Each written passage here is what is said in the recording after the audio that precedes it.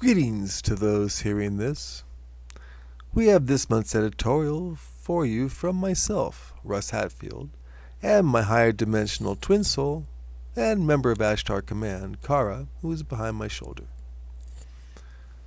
With the editorial for this month, we visit a New Age theme park that would only be possible in an alternate, perfect world. We call this editorial, If Epcot Was Designed for Lightworkers.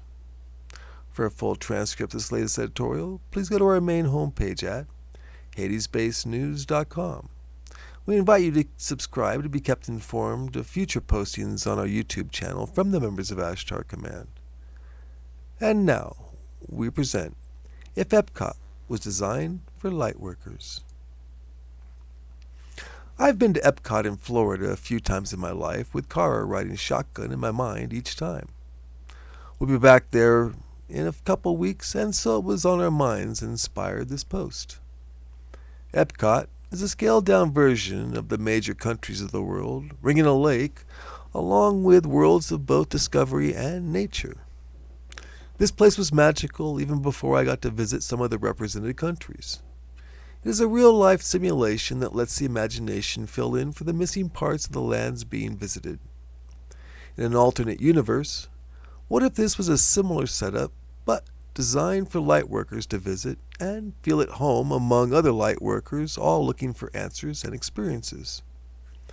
Designing such a world would call for various areas that would enlighten visitors as to their purpose for being included.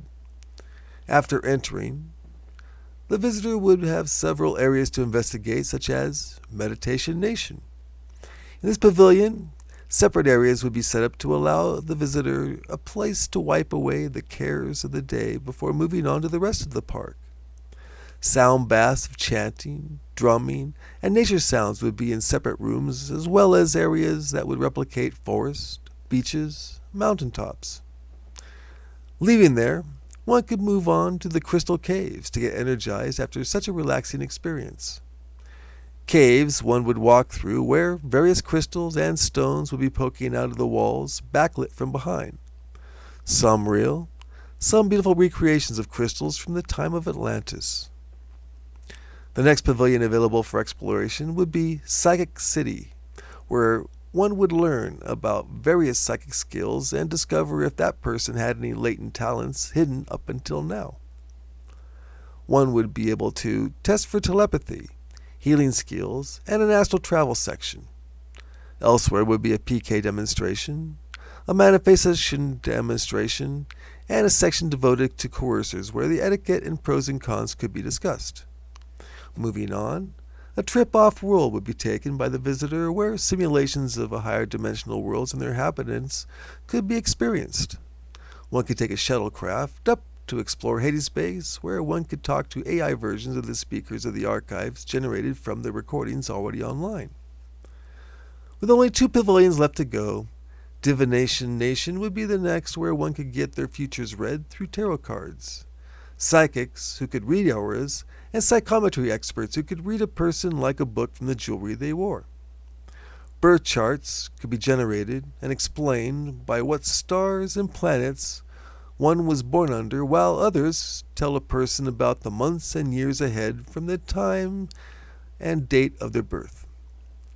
With that pavilion explored to one's satisfaction, the last pavilion would be that shared energy experience pavilion.